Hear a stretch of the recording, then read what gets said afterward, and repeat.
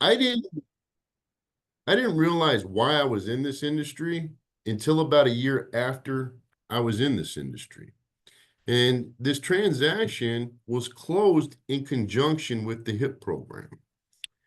But for the first year of my career, and I've been licensed about 20 years, I really didn't have a purpose as to why I was in this industry. And I was calling my leads back one day, and I called this young lady who said, "Oh my gosh, Chichichi," because she couldn't pronounce my name, Chiaki. She calls me Chichichi. I still remember saying Chichichi to this day. She says, "Chichichi, you're one of 12 real estate agents I called yesterday who's even called me back." And I said, "Well, that's a shame, ma'am. What can I do to help you?" And she said, "You know what? I'm a single mom.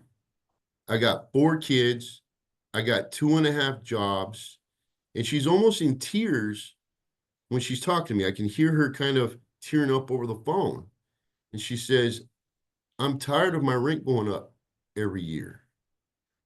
I want my kids to be able to have a backyard to call their own to play in. I want my kids to be able to stand in the door frame and be able to put notches in that door frame. And when they're old, I want them to come and see that door frame and see their growth at their home. And I think I deserve that." And I said, "I think you do too. What have you done so far?" And she said, "Well, I met with a realtor. That realtor introduced me to a loan officer. I applied for a loan. I didn't qualify for the loan, and they ghosted me. I can't get either one of them to call me back now." And she's still in tears when she's telling me this. And I said, "Well, you're talking to the right guy now. Let's see what we could do." So I introduced her to a loan officer. She had some credit issues. We knew that going in. That's what she was denied the first time. We put her in credit repair, and she did what she was supposed to do. And the loan officer was able to get her down payment assistance through the city of San Antonio. And about 6 months later, from the day she was crying over the phone talking to me, we closed the transaction. And it was a great title company. They stayed open late. It was 7:30 at night. That was the only time that she had to come to the title company in between her 2.5 jobs. And all 4 kids were at the closing. And I was sitting at one end of the table and she was sitting at the other end of the table.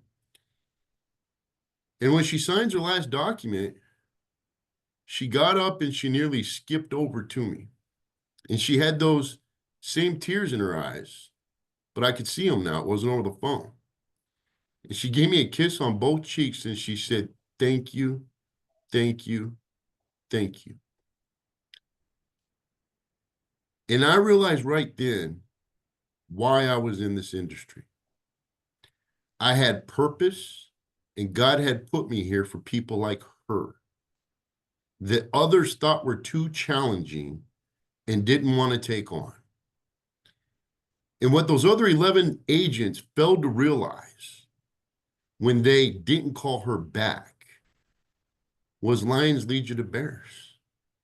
And since we closed her transaction back in 2004, I have closed in excess of $8 million in real estate from all the referrals that she gave me. This one lady that nobody wanted to take on. Wasn't the most money I ever made. It was a $75,000 deal.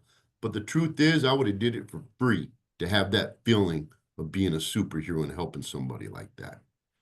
And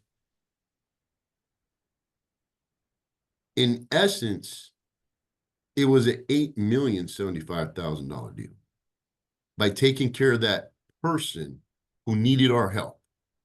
And there's a ton of them out there right now, ladies and gentlemen. They're people that need our help. And now we have a tool. It's been there for a while, but we have a tool that if they need some help for closing costs or for concessions or down payment, we've got a tool that we can utilize up to $30,000 in grant money that they can take advantage of. So my hat is off to everyone who is participating in this class today, because you guys are showing that you want to take care of the people. And I'm proud of you for being here. And like I said, my hat's off to you. That's what Vortex is about. That's what Texas Realtor is about. And that's what being a realtor is all about. In my opinion, if you're in this business because you truly care about people, you want to help them, you see them as a family, and you want to develop a relationship with them, protect them, and look out for their interests, the money's going to come to you. But if you're in this business for the money, the people will see right through you. So we've got an awesome tool that we're going to go over today by some of the best experts in the industry. These people are doers, they're solutions, they're solvers, and they can help our buyers and our sellers get things done. Now, we're calling it Get Hip in 2025, and I know I'm just a real estate broker talking about my experience with this. But before we get started, we've asked some real estate agents who have recently utilized this program, and Miss D. Davis with Cross Country Mortgage, who is the loan officer who is I'm talking about, who's just a plethora of knowledge and awesome. We asked them to write some letters. Now, I'm going to share these letters with you, and I'm not going to read them verbatim, but I've got some excerpts out of these letters that make sense, and I want to talk. So I'm going to share my screen with you real quick, and let's go over these letters, ladies and gentlemen. Now, can everybody see my screen? Yes? Okay, good. So this first letter is from a young lady from Keller Williams, City View, Miss Susan Barrera. And it's an awesome, awesome letter.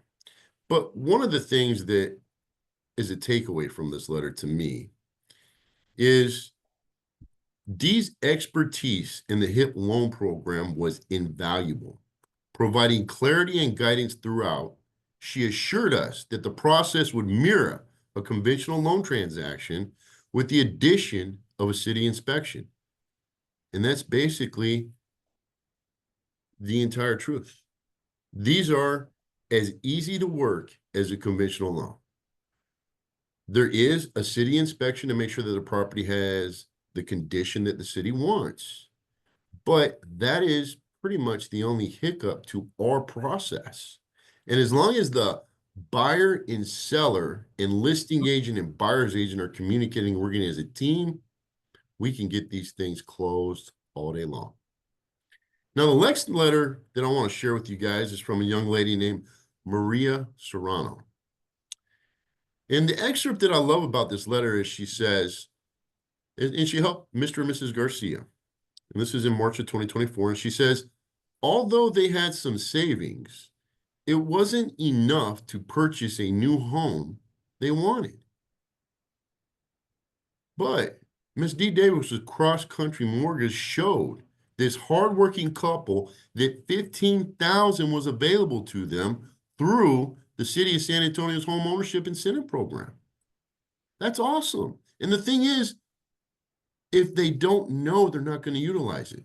And that's why I say my hat's off to you guys, because after this class, you are going to know. And we can help those people, which is what we should all be focusing on doing. Now, I've got two more letters. The next one is from Mr. George Lazaldi. And George states, D. Davis from Cross Country Mortgage, together, we successfully assisted my client in securing $30,000 from the City of San Antonio's Down Payment Assistance Program. This achievement is particularly noteworthy because my client had previously attempted to navigate this process with two other agents and two other lenders, but faced repeated setbacks. That's the difference between working with experts and working with people who don't want anything but easy stuff. And I don't think anybody in this class wants easy stuff, otherwise you wouldn't be here, so I'm proud of you. Now, in addition to this program being a benefit to the buyers, it's also a benefit to the sellers.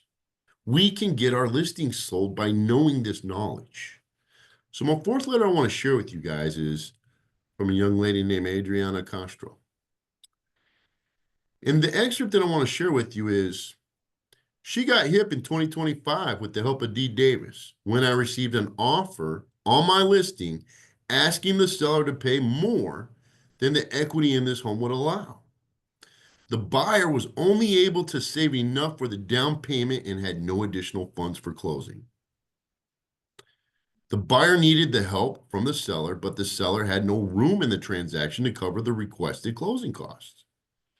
Once I suggested to the buyer's agent that the down payment assistance was available for her first-time homebuyer client, we were able to finalize the contract and now are on our way to closing. Many agents don't know that this wonderful help is available for their buyers, while it's helping the seller too. So it's a tool that we can use both on the buyer side and we can use on the seller side if we use it properly and we're knowledgeable of it. And it's my assumption that after today's class, everybody's going to be very knowledgeable on it by listening from these two experts. Now, this is excerpts from the agents who know the business, know the ins and outs, know the acronyms, know what we're going to go through. But I've also taken the time to compile some short videos from actual buyers who have utilized this program and been successful with it. I'm going to stop my screen share so I can share these videos with you. But I've got 3 short videos that I'd like to share with you because I think they're awesome.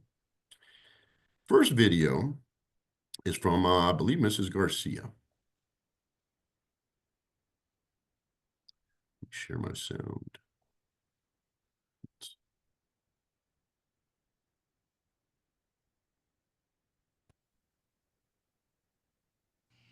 Hello everyone, this is Alondra Garcia. Back in 2024, my family and I got hip for $50,000 from the city of San Antonio for a down payment to buy our brand new home. Thank you, San Antonio. Bye-bye. Pretty awesome stuff. Now, I believe this gentleman. I got hip in 2024 and received $15,000 from the San Antonio Down Payment Assistance Program. This was extremely helpful in buying my first home. It was really the only way I could do it. I'm a teacher in the area, and your background noise, that's my dog. There he is. He gets to have a yard now. So this was just a real blessing, and thank you. And my last video I want to share with you. I got hit in 2024 with $30,000 down payment assistance from the city of San Antonio after trying for years to buy a home for my family. Thank you, San Antonio. What a great business and a blessing that we get to be a part of this. The biggest investment in most people's lives, and we get to be a part of helping them and finding them that help that they need for down payment assistance, for closing costs, for whatever they need. And if any of us didn't know that this program was available, now you do. Miss D. Davis with Cross Country Mortgage is a loan officer who I think is one of the most knowledgeable loan officers in our industry. Not only does she know the HIP program, but she knows various other programs as well. But we've also got Mr. Matthew Aguade straight from the city of San Antonio, who's a loan coordinator with the HIP program, to give the presentation. So we put together something top-notch given to you by experts who want to help buyers, which are our clients, succeed. And I urge everybody, if you haven't had a chance, talk to Dee. We're going to put some of her contact information in the chat box. We'll also put our yearly calendar in the chat box for more courses to come. But I urge everybody, let's get hip in 2025. Let's take the knowledge that we're about to learn and let's utilize it to help our clients close more deals. And every one of you guys is going to be a superhero for your client as well. So without further ado, I'd like to hand the floor over to Miss Dee Davis with Cross Country Mortgage. Dee? Thank you, Jackie. Always a wonderful pleasure to work with you, as it has been over the years. The HIP program has been the key to open the door to many homes. We have worked tirelessly with the city. When Matt Gary joined the city last year, I think it was just about a month or two beyond now where we are, it was a real breath of fresh air. He is wonderful to work with. He always returns phone calls. And as a loan officer, I can tell you there is nothing more valuable than a returned phone call. And we were able to move forward on some of the transactions that you've seen those buyers actually say that they closed their homes. And $30,000 is a lot of money when you don't qualify for that price home. And that lady that said she got the 30,000 could not have afforded the home she received unless she received that money, because she only qualified for about 155,000, and she was able to buy a brand new home for 180, and she was ecstatic. And by the way, what you had mentioned earlier about referrals, she asked me to please help her daughter get a home who just had a baby. So that's the living proof. And why are we working? We're working on purpose, and that is our purpose, to help those people that need our help. We don't count the time. You had mentioned 6 months before that borrower closed. We have taken over a year or maybe two sometimes. If their credit is in need of help, we help with credit. We use it as a full circle. It isn't just one piece of down payment, although that's the invaluable tool. And Matt Gary has been an underwriter in his past, so he knows the loan side of this, which is not just someone coming in to know the HIP program. And HIP stands for Home Ownership Incentive Program. And Cross Country has been blessed to work with him. We offer many loan programs. This isn't the only one. We can do the HIP with FHA. We can do it with VA. We can do it with conventional. The teacher had saved $25,000, but it wasn't enough. He wanted the house that would accommodate his dog and his parents coming to visit. He had just relocated from Alaska, and he wanted to make San Antonio his home. We helped him do it. He's a very happy man, as you can see. And the agent that worked with him did not know about the program until we introduced it. He had called me on something entirely different, but we made it happen. And the proof of the pudding is in the eating. And now I'm going to introduce Matt Gary, who is going to give you the full story on how to get HIP. Hey, Dee, I appreciate yes. The Yes, floor is yours. I appreciate the kind words, Dee. Are you able to hear me, everyone? Yes. Yes, awesome. Yes, yes, of course, like Dee introduced me, I'm Matthew Geary. I'm a housing loan coordinator here for the city, just dealing directly with the HIP programs. And I don't know if any of y'all have actually used these before, but so some of y'all might be familiar with these, but I know Dee and I chat pretty often and have a lot of deals in the past that have actually closed. So we've had some recently, we have some coming up as well. So of course, like Chiaki mentioned earlier, Dee's amazing to work with. So she's been a great resource for me and to help these programs actually move forward in a great way. So I appreciate it, Dee. And Chiaki's been awesome as well since we've been planning these meetings. So I appreciate your hard work, Chiaki, on all this. So I'm actually going to get into the presentation itself. If there's any pertinent questions that anybody needs or answer at that moment, let me know. You can stop me. But can I stop you for a second? We can't see you. Yes. So give me a sec.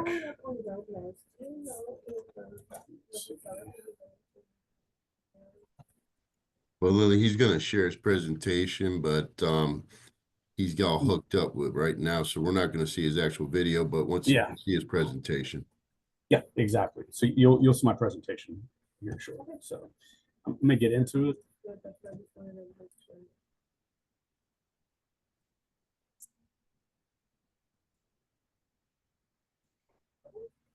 All right, is everybody able to see that? Yes. Yes. Okay, fantastic. All right. So right here is a picture of actually a couple clients that actually closed. You can see their picture with the mayor that was at a recent council meeting. And so overall, we're going to go over the HIP 80 and the HIP 120 programs. So these are two programs that actually provide loan assistance to income eligible first-time home buyers. These funds can be used for down payment and closing costs when they're purchasing when they're a first-time home buyer. They need to be a U.S. citizen or permanent resident alien and a San Antonio resident for the prior 6 months at the time of application. So of course, the household income must be within the income limits of each program. We will go over those household income limits. The borrower must be a first-time home buyer, like I mentioned, and approved for a fixed rate FHA, VA, or conventional loan. Any adjustable rate mortgages or any USDA loans will not be eligible. Of course, any USDA loans, a lot of those are rural or mostly rural on that.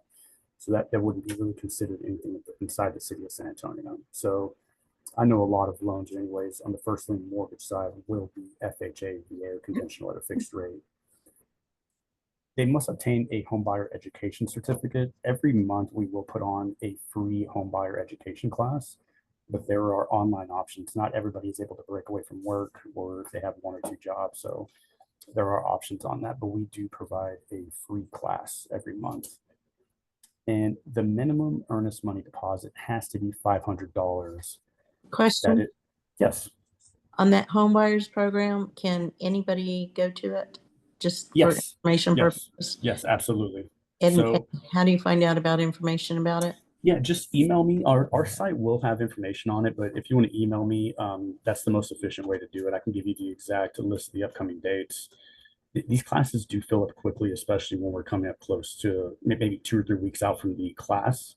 So if there's one that you want to go to, let me know ASAP, and then I can reserve you a seat for that because they do fill up pretty quickly on that. Is there a cost for them? No, it's free, and anybody and like anybody can go, so that's perfectly fine. And so just as far as back to the earnest money deposit, the $500 earnest money deposit is required. It's not something that the client will get back at closing. So the only amount they can get back, so say if they gave $1,000 earnest money deposit, then we can allow the additional $500 to get back as long as we actually use the $500 earnest money to go towards the transaction on that. And that is a requirement on our programs. Okay, so the first of the 2 programs, the HIP 80. So of course, the first time home buyer, the only eligible property types are the single family unit, the townhome, or a condominium. We can allow manufactured homes. There are some different requirements on this, but we don't see those all too often. So that's why it's not in this presentation. If you do have a client that is looking to go that route, let's talk further on that. And then I can go over the specifics on that. So the property must be located within the city limits of San Antonio. It must be assigned to a council district. That link right there is a specific link that we have that's a great tool that can tell you exactly if a specific property is assigned to a council district. If you need me to send that to you later, I'll be happy to email you that link, but it's a great tool to use. So because sometimes a property will say San Antonio, Texas as part of the address, but it might not be assigned to a council district.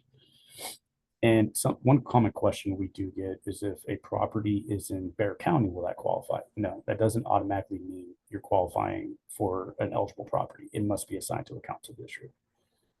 So back with the HIP 80. So the home price limits, those limits right there, the 263,000 and the 278,000 for a new construction, that is the max limit. So if it's anything at that price or below, it will be eligible. But say if it's at 265,000 for an existing home, that will not be eligible on that. And this will change between the HIP 120, the HIP 80, both have different amounts, and we'll get into the HIP 120 amounts, but just letting you know that these amounts will be different per program. So in regards to the amounts the client can qualify for, you'll see right there that 1 to 15,000 is for a 5-year period that will be forgiven incrementally each year over 5 years. We will always look to approve for the full $30,000, which will, if they're approved from $15,001 to $30,000, it has a affordability period over 10 years where it's incrementally forgiven each year over 10 years.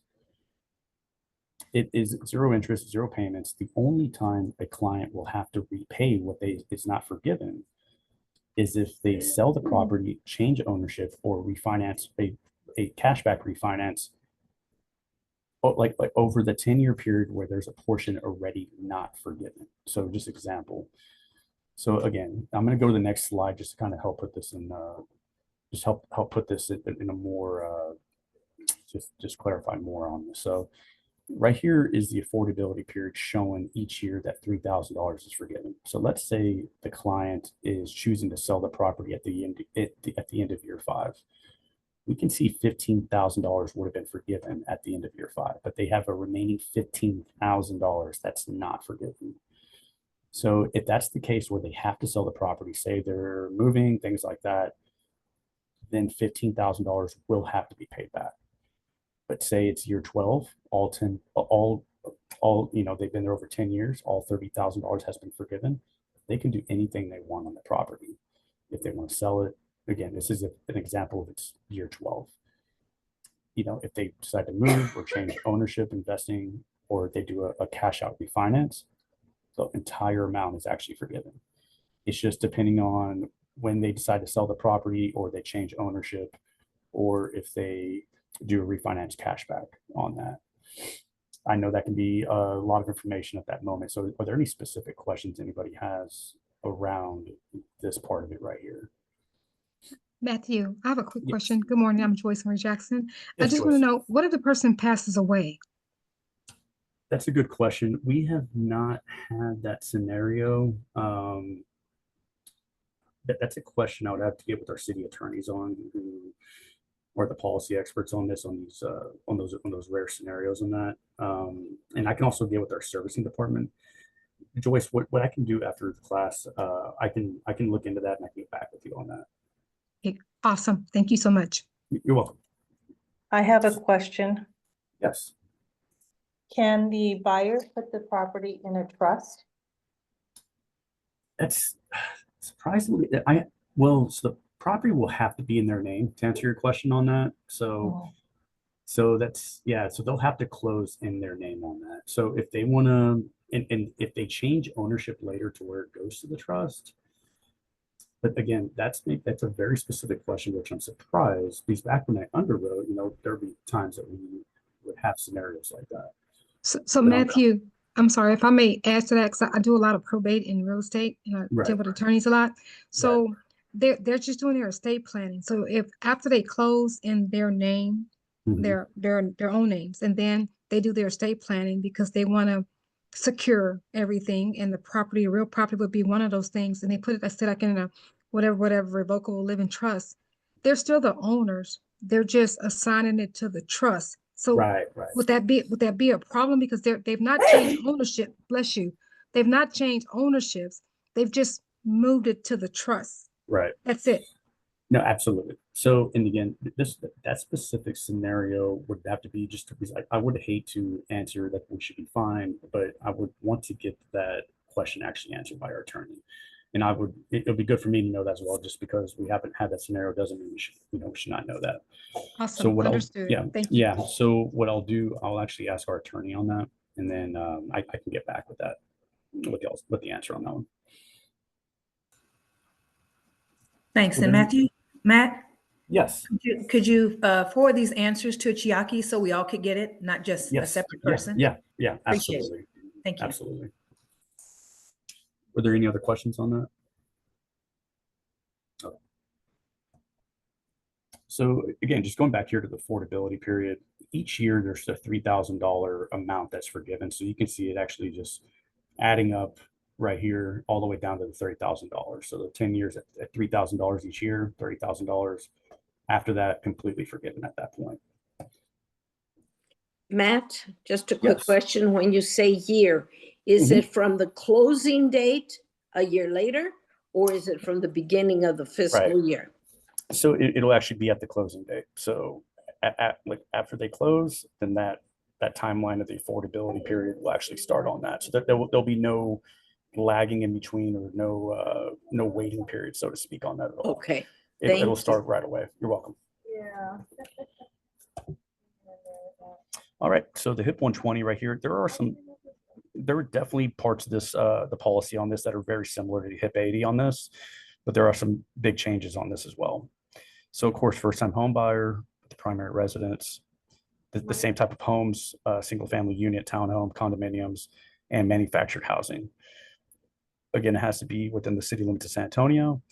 A big difference here is that the existing home amount sales price is higher. So we come across clients that, they come to us and they're like, I really want this property. It's $300,000.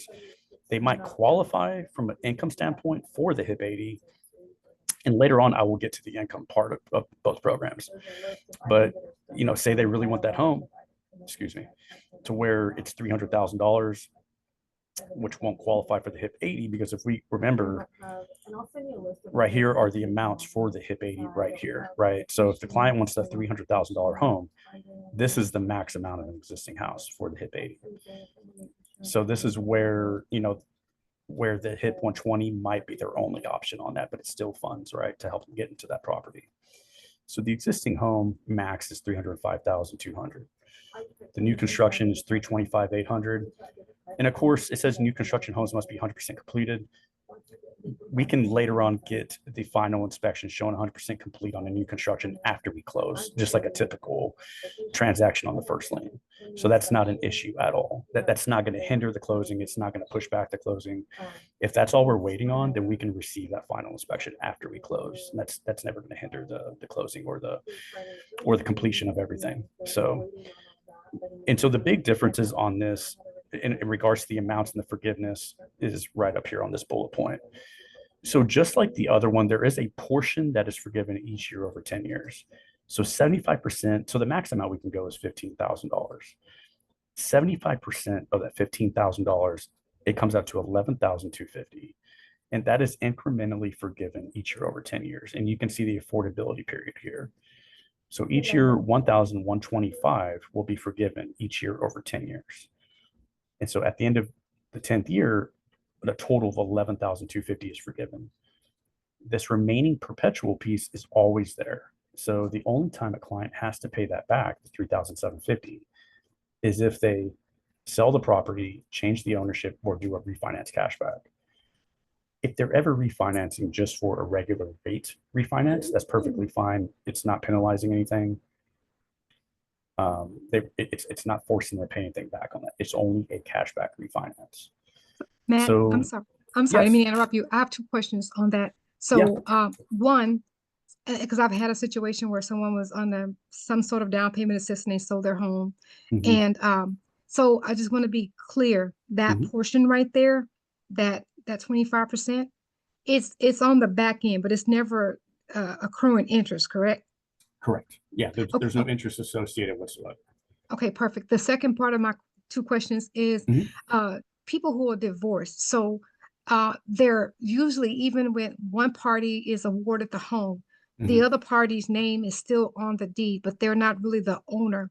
So is there an exception for the party who is not really on the deed until the person either refinances or sell it? Are they still considered an owner, even though the court has awarded one spouse the property? It's just that their name doesn't come off until that spouse who's been awarded the property either refinances or sells it. Is there an exception for that divorced person? So just so I understand your question correctly, so to your example, if there's a couple or a married couple that buys the property, uses our funds, and then they get a divorce where one of them actually moves out, but they leave all the ownership to the remaining spouse in the property. Was that your scenario? So no, they don't. Well, that's a good scenario. That's Okay. another option to that's my question. I like that. But no. This is when they bought it. They didn't buy it through the program, but now they're divorced, and now the party who was not awarded the home now wants to buy a home. Yes.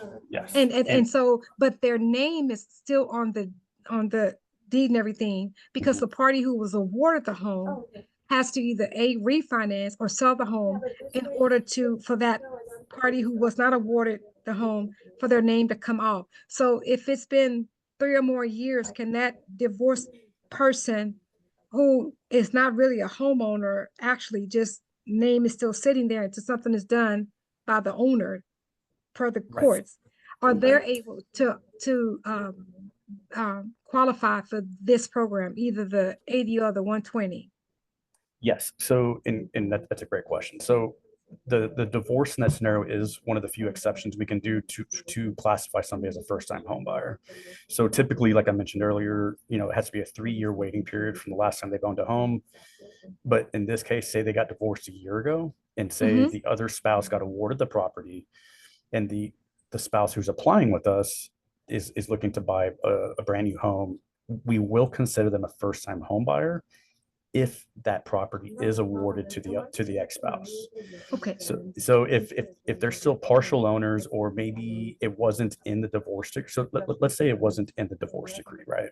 To where maybe one of the spouses just gave them the property, but it's not in the divorce decree, then that can cause some issues, because we need actual legal documentation showing that other spouse or the ex-spouse is or was awarded that property.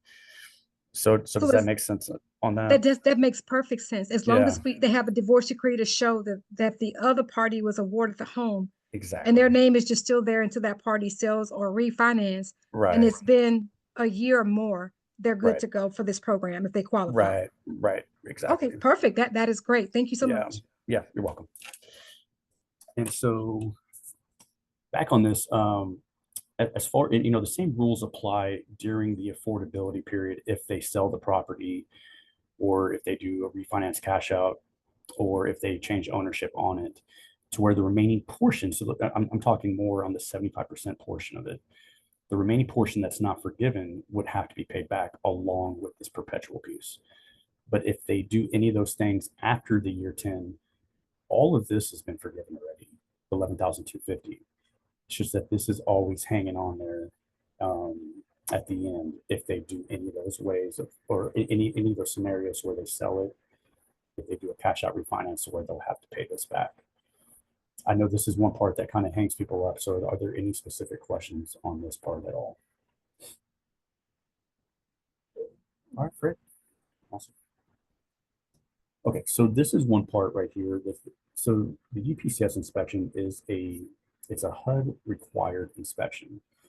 And so the typical process, the process of the actual, just our process flowing the entire program would be, they have to get approved with a lender for a first lien mortgage. So that's kind of what kickstarts everything, right? Because without a mortgage being approved, that's really not going to allow them to actually buy the property, which we all know that, right? So they got to get approved for a first lien mortgage.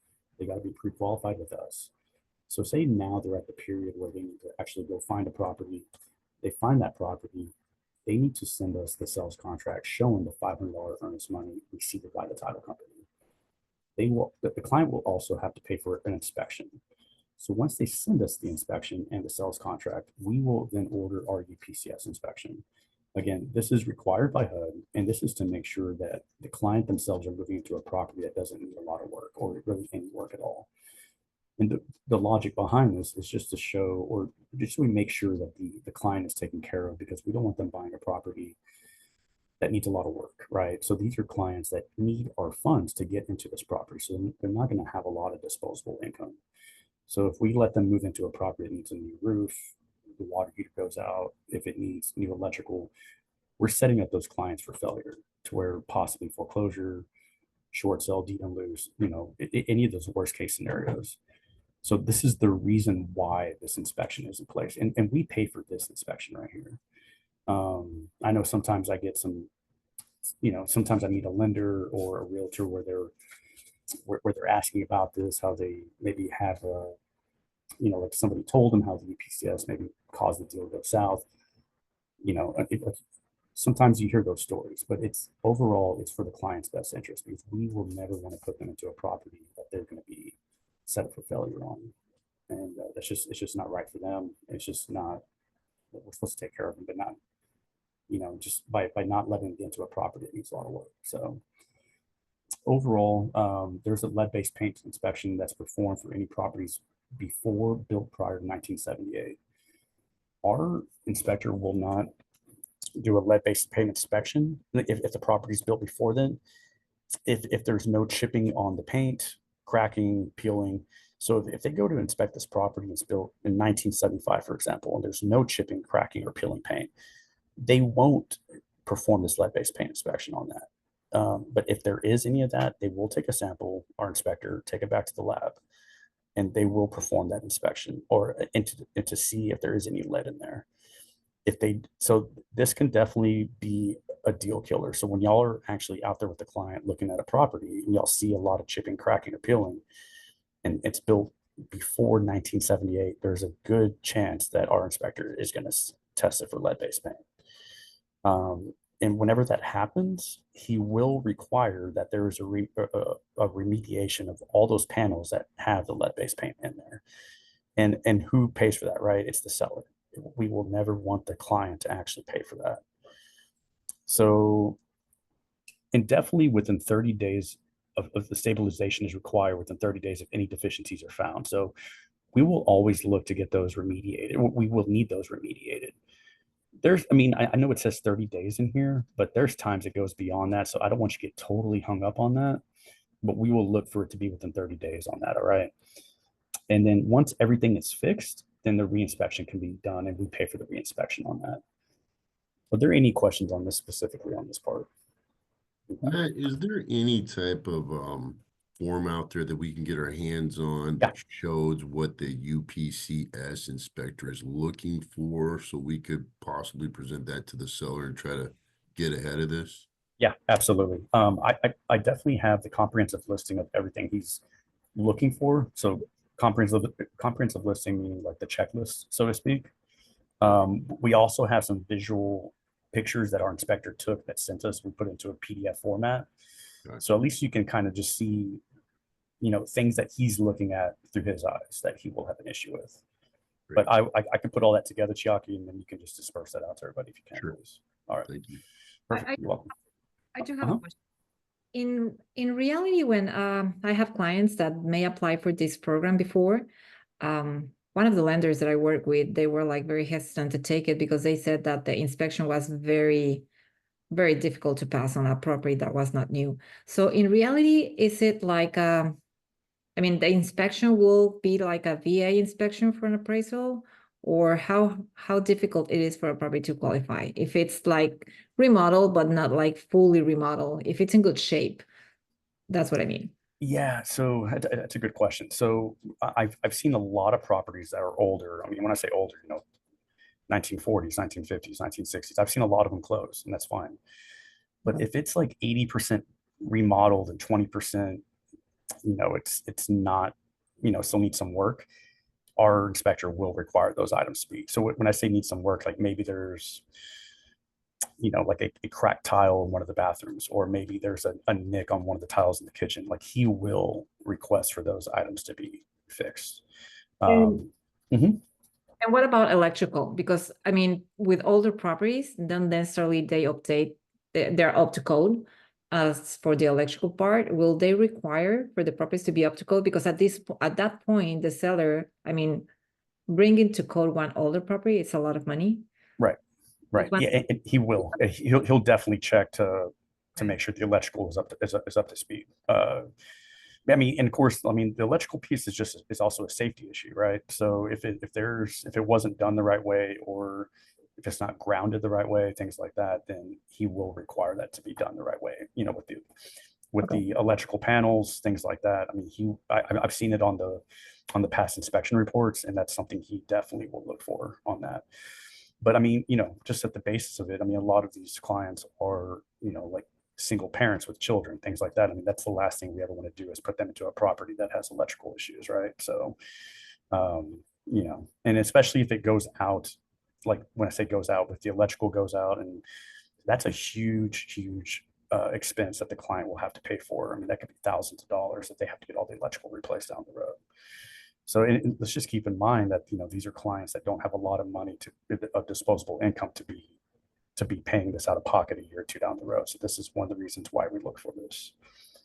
Again, just going back to where we don't want to set them up for failure on that, right? So. Okay, no, I was asking is just to try to match the right house for the right buyer in their program, and opposed to go and search any properties when we know that may not pass the the inspection, especially on that. Exactly right. As electrical is a big issue, and that is one thing that normally, I mean, not all the time is being updated. Even if they remodel the homes, sometimes they are not up to code at the electrical. Yeah, you'll, when I say he, the inspector will definitely look at that.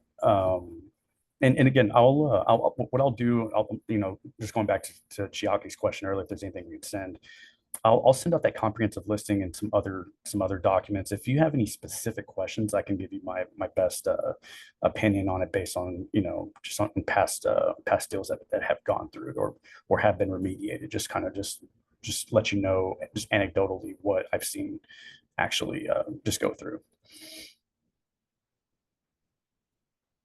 Thank you so much.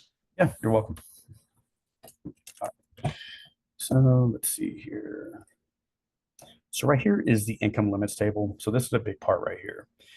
So right here will be all the income for the HIP 80. So this is the max income for any person 18 or older in the property, all their income added up in the property. So let me give you an example.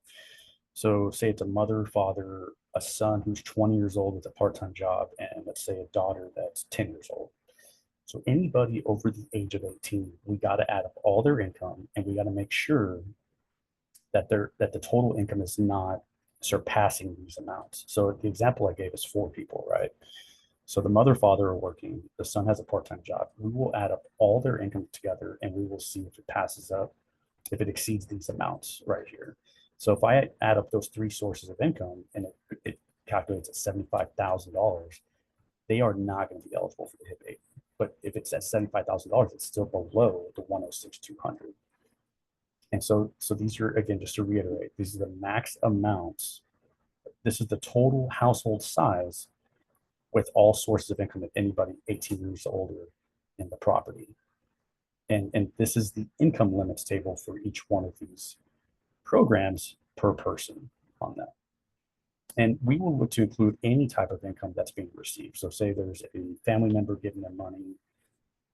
Let's say the family member that doesn't live in the property, like lives in Utah, and say they're just giving the family $200 a month. So we will have to include that $200 a month as part of the income. Because like what we will be reviewing is one of the documents is the bank statement. So if we see that income coming in each month, then we're going to ask questions, and then if they let us know that that's income being received each month, we will include it within the total household income on this. Matt, quick question. On your scale here of the number of people, I noticed it says San Antonio - New Braunfels. How does that work with the having to have your own counsel? Right. So this terminology right here is just a specific HUD Metro perspective. So they're going on the AMI, the area median income of this total amount for our specific San Antonio program.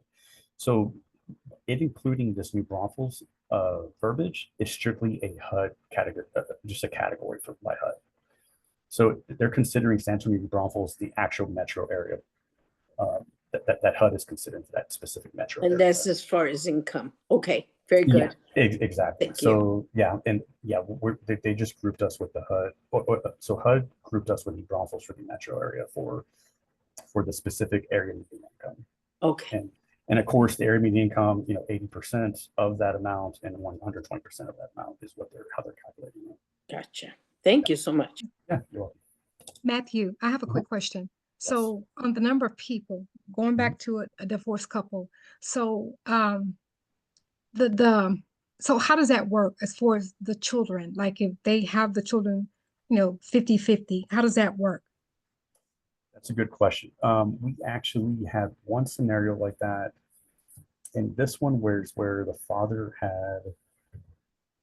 It was one of my coworkers had the specific file to where the father was more like a weekend dad, so to speak, for lack of a better term, where he had the children every other weekend, and that was it. So on this scenario, on that one, and that was a while back, I want to say the attorneys saw it to where they weren't a primary household member living in that property. But if it's a 50-50 scenario, that's something I'd have to ask the attorneys about on that, because we surprisingly have not had the 50-50 scenario. if with the actual parent having the children 50% of the time on that. And Okay. and I'll assume here, and don't take it for as the exact answer. Again, I'll have to ask the attorneys on this, but I'll assume that they will say that that's a household member, just because they'll be there 50% of the time. But again, that's my assumption, and I haven't had those conversations with the attorneys. But let me add one more thing that you can speak with attorneys about.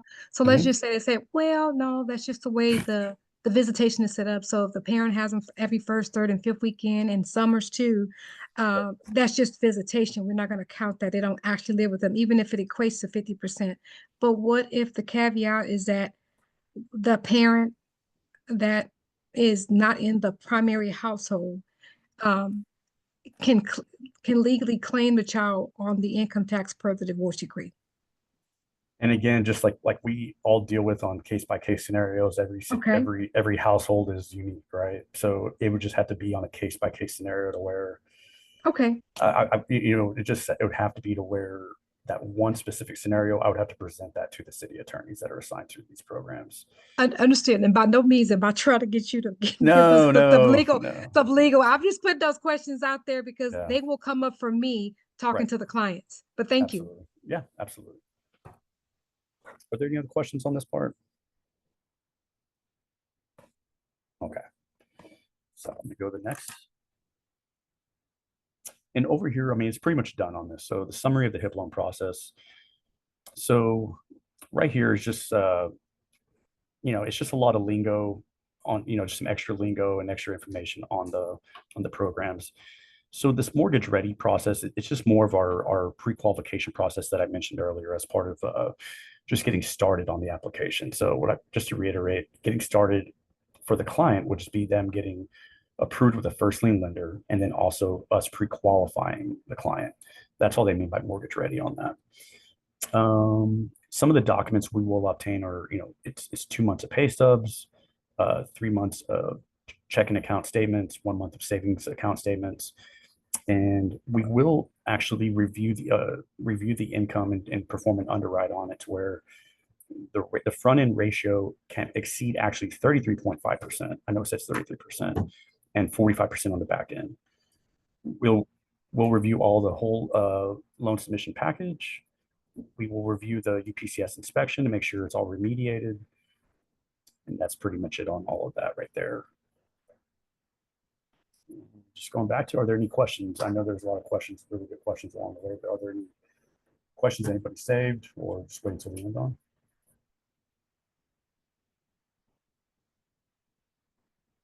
Well, I got a testimonial in regards to the work needed. Okay. Miss Lisa Martinez put in the chat box that she did one last year. Home was about 10 years old. He found some loose siding, water heater needed, blue pressure tank, backyard porch needed more support, shingles, a few loose, one outlet not operating.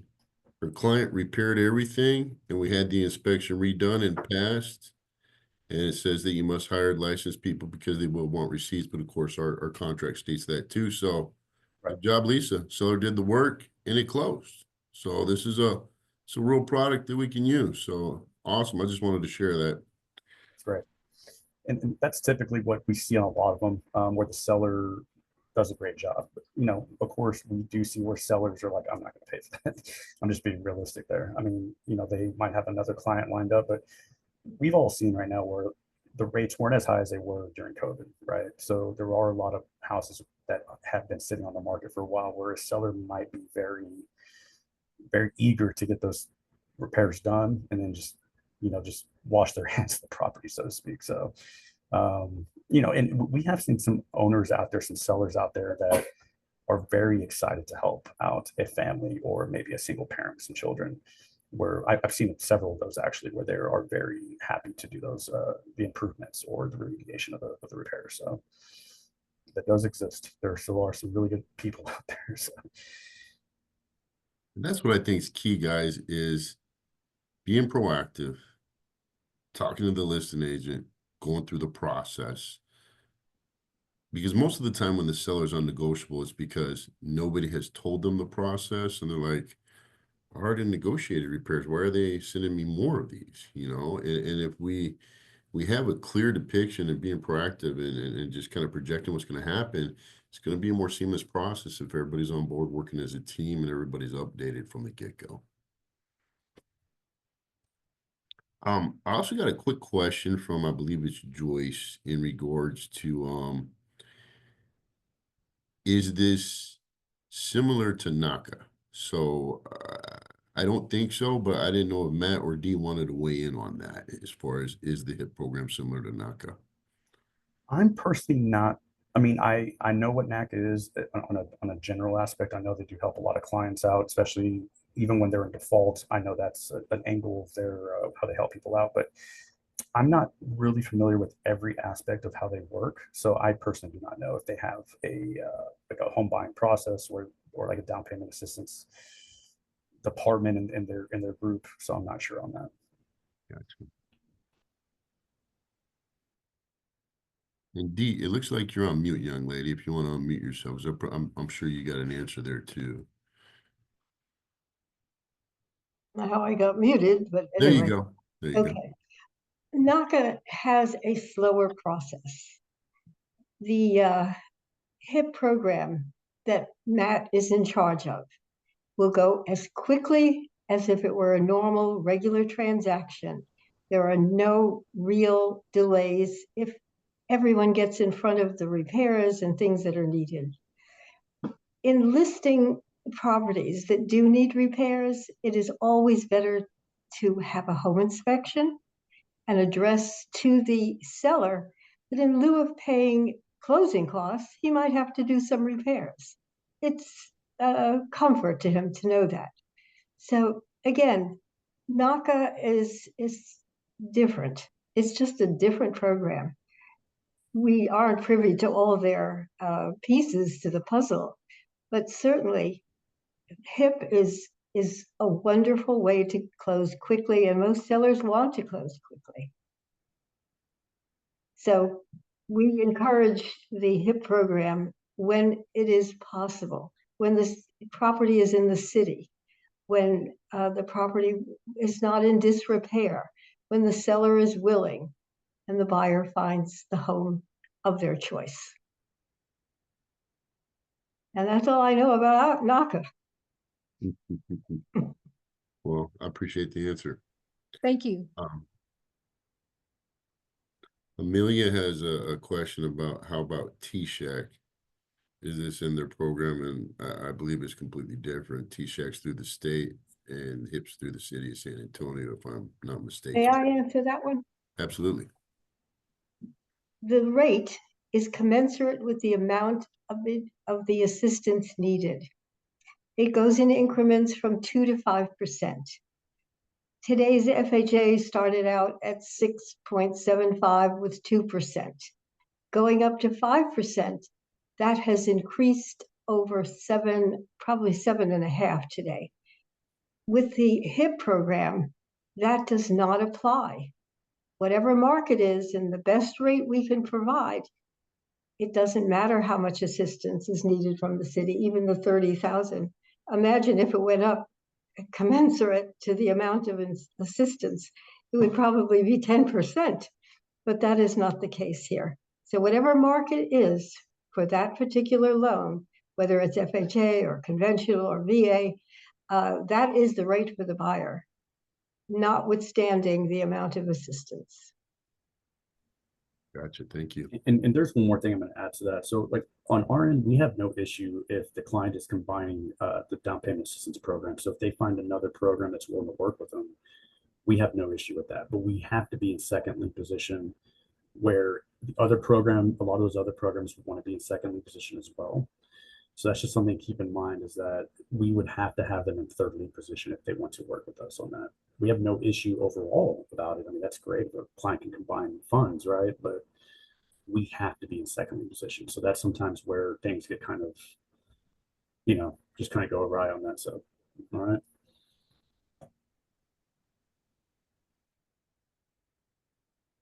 Well, guys, did we have any other questions? We got the pros up in front of us right now. Did anybody have any further questions? I get a got one copy of question. the Oh, sorry. presentation, right? I'm sorry. We'll get a copy of the presentation, correct? Yes, ma'am. We're going to email everybody a video of today's class with all the slides and everything. Okay. And that list for the UPC, that one they're going to send over to? Yeah, once I get that from Matt, we'll include it in the email for sure. Okay, Yeah, perfect. absolutely. Thank you. Perfect. I do have a question. So if I understood correctly, if the lender has, because some lenders, they do have some creative options to offer to the clients. So whoever the lender is offering can go with the HIP then. Yes, because like mostly in those cases, they're just adding it to maybe somewhere on the CD where they're giving them some kind of benefit or some funds for the closing costs or down payment. Okay. That like luckily that doesn't actually show as a lien, an additional lien on the title. So that's actually the way better scenario. It's just only if they're combining programs that are not associated with the lender. In a lot of those programs want to be in second lien position where it can be where the client has to choose in that case, like, okay, do I want to go with HIP or do I want to go with this other program? But to answer your question, Angela, it's just, yeah. So if the lender actually has those funds to help out the client, that's always great, as long as it doesn't hurt our lien position on that. Okay, perfect. Thank you so much. Yeah. May I interject that some of the Fannie Mae programs and lender paid within the rate can also help. It's important to know exactly how it's structured and what the rate would be without certain assistance from the lender. And one thing that we can interject here is that the HIP program works in conjunction with buy downs, and that can even be paid by the program up to 2% from HIP. So if a borrower needs that help, it can be provided, offering the lower payment on the introductory first 2 years. Now, it can not be paid by the buyer ever, and it will give assistance in many cases, but it is something that can be combined and maybe offered. The buyer qualifies for the end rate, whatever it will be in its final amount. That is the qualification, and that is the qualification for the ratios that HIP considers as well. Well, I think that's pretty awesome. So if I get some down payment assistance money through the city, and I've got plenty for the down payment and the closing costs, I can also use some of that to buy down the rate. Yes, you can, or the seller can pay, or the builder can pay, but the buyer cannot. Great. Questions? Okay. Now, because of the thing about who pays realtor commissions, does that part of that money, can that go towards realtor commissions? Unfortunately, no. And what I'll do as part of some of the documents I'll send H.I.P disperse out to everybody, I'll actually add the allowable fees that we can include with our funds. But unfortunately, the realtor commissions cannot be part of it. Okay. And the other one is credit scores. What kind of credit scores? What's a minimum credit score? There's no credit scores that we look at on our end. Oh, okay. Yeah. And will both, Chuck, this one's more for you. Will you be sending information for both Dee and Matthew to everybody when you send all this out to us? Absolutely. We also got the information in the chat box right now if you want to click on that link and save it right away. But yeah, we're going to send contact information of Dee and Matt to everybody. Let's use them. They're a resource, and we can help buyers. Let's do it. Looks like I think Matt's might be way up there, and then Dee's is I can't even get my chat box to come up. There it is. All righty. Got it. Okay, I see D's. All righty. well, Matt, I don't know if you had anything else to say. If let me know if you do. If not, I just wanted to thank you for an awesome, knowledgeable presentation, and then I'd also would like to utilize this time to ask Dee to reiterate on some other programs that we might be able to utilize for our buyers, because I don't know if you guys realize this or not, but there's VA renovation, there's $100 down with HUD now. There's a lot of stuff out there that we can utilize. Dee, you want to go ahead and interject with that? Thank you very much. We really appreciate the fact that you allowed us to host this meeting today. It's financing that's so important, and many realtors have been educated not to get involved with financing. But as you relate a story, that financing made one woman very happy. And if you didn't know about it, she wouldn't have known about it. And that ripples down into the point of success. And she was successful, and you helped her in being successful. We live this every day. It is not the dollars, it's the feeling that goes with having helped someone achieve their dream. It isn't always an FHA loan, it isn't always a conventional loan. It depends on the need of the buyer. HIP goes with traditional financing, but there are so many other needs in the market, and we try to address them all. The $100 down FHA program for HUD properties is ideal for anyone who has limited funds. It's not for first-time homebuyers.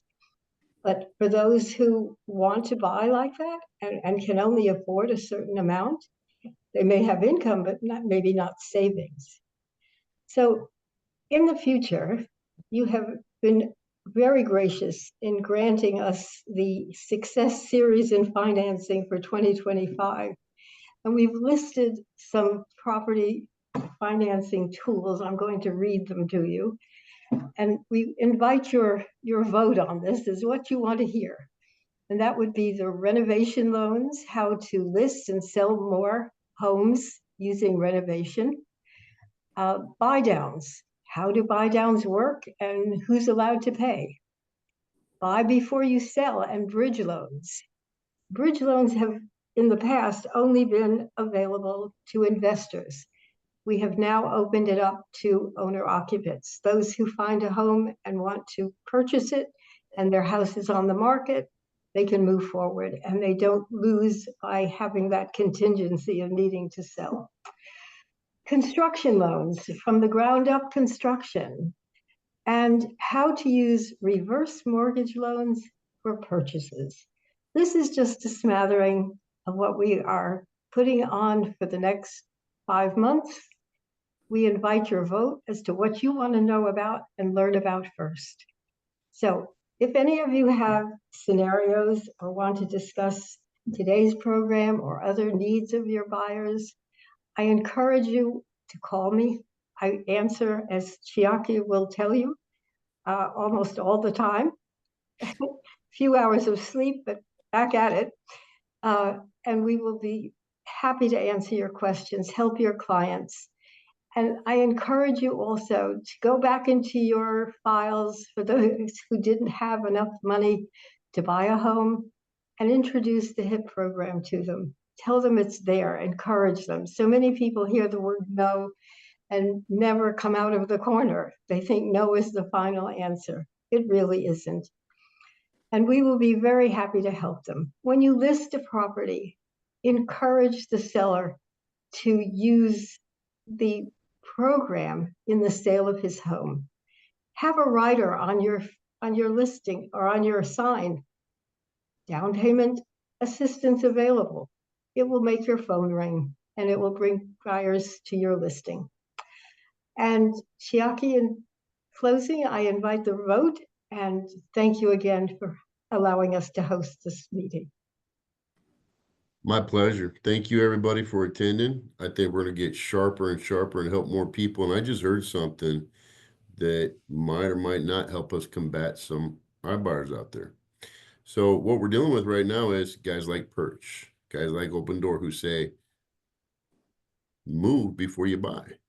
Well, Dee just introduced a bridge loan that we can have as a rebuttal to compete against Perch and all those guys doing that right now. So besides the fact that they're paying almost 8 to 10% when it's all said and done instead of our fees. So there's a lot of stuff out there that we can use to combat a lot of these guys. And there's a lot of creative financing. There's a lot of buyers who have worked with unprofessionals who don't know what they're doing and don't want to try. So let's show them what real estate agents can do and let's get hip in 2025, ladies and gentlemen. I really appreciate y'all participating. We got tons more classes to come. Angela, you got a question, young lady? Go ahead. Question. I wrote it and I forgot to ask. Is there a limit? Because sometimes I face with lenders that, okay, that program is capped out. So is there a limit for this HIP program? As long as the money holds out. So there is a limit. So as long as the money is there. Yeah. Matt can tell you more of that, but as the money is there, it's first come, first serve. And your experience, how far, because now we are in January, so Right. what date approximately will these funds are done? So yeah, just an example. So like last year, for instance, we did have funds throughout the year for both of them for last fiscal year. And right now we currently have funds for both as well. Okay, perfect. Thank you. You're welcome. Any other questions, ladies and gentlemen? All right, guys. Well, we're gonna go ahead and email everybody a copy of today's video. We might hold off a little bit so we get the inspector list from Matt, and then obviously a little bit more information that we'll attach to that, along with Dee and Matt's contact info. And let's take care of as many people as we can. Ms. Chavez, you got a question? No, I'm sorry. No, I do not have a question. Gotcha. I was just saying thank you. Yeah, no problem. I thought that was a raised hand, but I think it was a bye-bye. Okay. Well, thank you very much, ladies and gentlemen. Appreciate it. Need anything, let us know. And I really appreciate the questions and participation. We're going to take care of buyers, and we're going to thrive in 2025. Have a good day. Thank you. You too. Thank you. Excellent class. Thank you. Yes, it was. Thank you. Thank you.